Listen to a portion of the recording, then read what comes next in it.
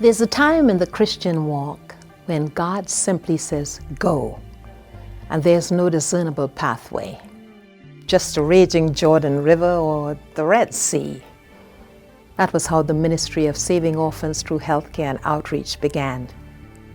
That is how SOHO came into being. It was answering a call to serve a population of orphans and vulnerable children in the small kingdom of Swaziland, now known as Eswatini, with the highest HIV and AIDS prevalence in the world. There was no organized mission, no financial backing, just desperate need.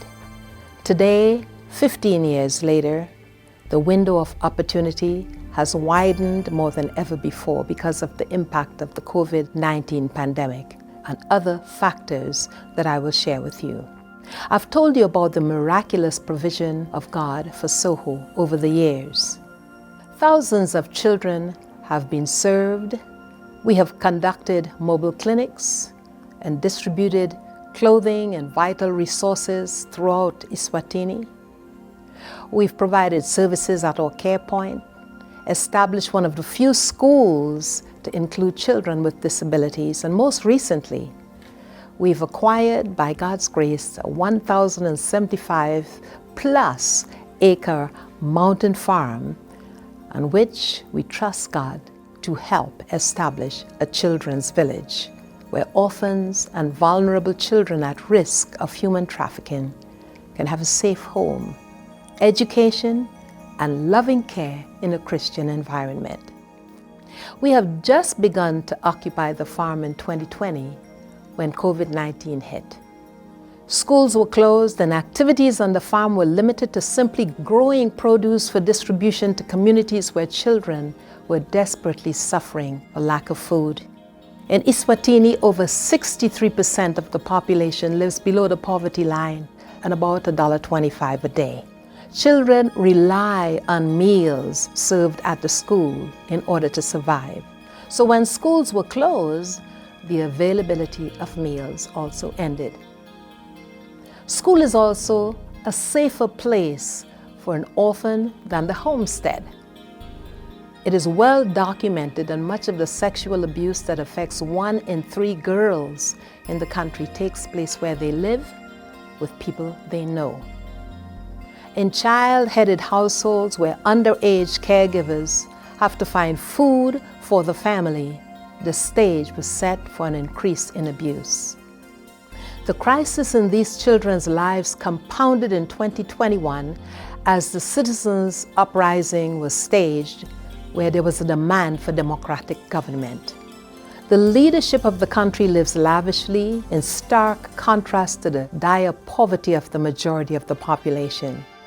But these protests were met with violence. The country was shut down. Many lives were lost and thousands of jobs were eliminated in an already struggling economy.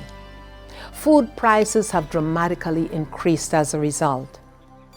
There are more children begging in the streets, more underage pregnancies as children use themselves as currency to survive. This difficult situation has created an even wider window of opportunity for SOHO. The demand for a safe haven is greater. The need for the agricultural program is greater, and as never before, there is a hunger for a better life, one where there is hope. We can provide hope.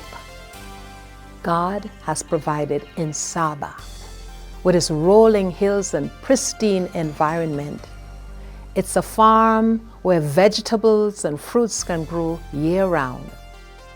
Our partner in agriculture is Dr. Tom Chittick, a retired dean of the School of Agriculture at Andrews University. To date, a reservoir has been built and an irrigation system to water the crops. 500 new macadamia nut trees have been added to the orchard. Vegetables are planted and the crops are growing that will feed hungry bellies. But the farm has an even greater role. It is to help sustain the children's village that is planned. The farm needs produce storage, processing equipment, and transportation, because it has to do more than feed. It has to produce resources as well. This means there'll be more skills training, more jobs for local families to support themselves, and more resources for the orphans and vulnerable children we'll be caring for. So right now, we are looking for sponsorship for the children, donors to help us build homes, build housing, build staff housing as well as homes for the children, missionaries to help us with their expertise. Our partners in this project currently are Andrews University School of Architecture and Interior Design and Andrews University School of Business. Oakwood University as an institution is fully pledged as a partner in this project. The schools of social work, psychology, and communications are already actively involved, as well as the chaplaincy department.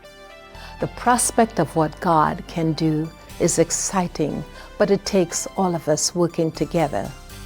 Together we can beef up the existing program to serve more children at our schools and at our center. And in Saba, the mountain farm can become a beacon of light to the entire country. It all depends on us. So let us work towards this. Let us pray for this. Let us seize this divine opportunity to change the future for children who have so little hope.